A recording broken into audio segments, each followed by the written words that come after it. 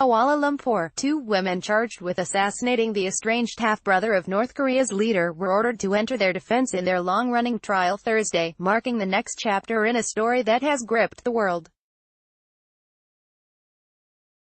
A Malaysian judge has ruled there is enough evidence to support a murder charge against Siti Aisyah from Indonesia and Don Thi Hong from Vietnam. The women are accused of smearing a deadly nerve agent on Kim Jong Nam's face as he waited for a flight at Kuala Lumpur Airport. Here is a timeline of key events since the killing. The hit, a portly North Korean man, later identified as Kim Jong Nam, dies after being attacked at Kuala Lumpur International Airport on Feb. 13, 2017. Seoul points the finger at its northern neighbor and says it was a political hit aimed at weeding out potential rivals to North Korean leader Kim Jong-un.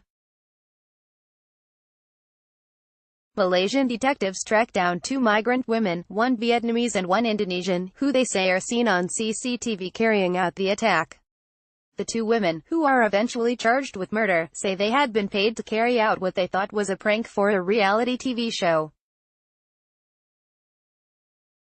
An autopsy reveals Kim died from exposure to the VX nerve agent, an artificial chemical so deadly it is banned under an international treaty and classified by the UN as a weapon of mass destruction. The fallout: Kuala Lumpur arrests North Korean citizen Ri Jong-chul in connection with the murder. Over the following days, investigators say diplomats and airline employees from the isolated regime are also wanted for questioning. All are holed up at the North Korean embassy or have already left the country. North Korea pours scorn on what it calls absurd claims that VX was used, saying South Korea and the U.S. are mounting a smear campaign against it. Pyongyang insists the dead man was called Kim Chul and demands his body be returned. Investigators refuse to release the corpse. Malaysia cancels a visa-free travel deal with North Korea and deports North Korea's ambassador. Pyongyang hits back, expelling Malaysia's envoy. Tensions escalate after North Korea bans all Malaysians from leaving Pyongyang.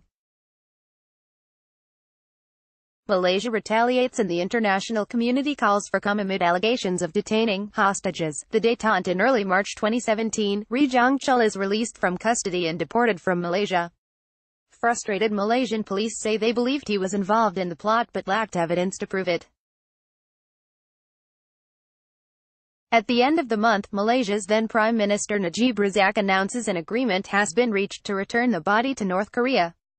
9 Malaysians stuck in Pyongyang will be free to travel and North Koreans in Kuala Lumpur will be allowed to go home. In October, the two women go on trial over the murder. They maintain their innocence. 4 men formally accused on a charge sheet of plotting with the women to murder Kim Jong Nam are identified by a police officer as North Koreans who fled Malaysia immediately after the assassination. The women's lawyers insist they are the real masterminds.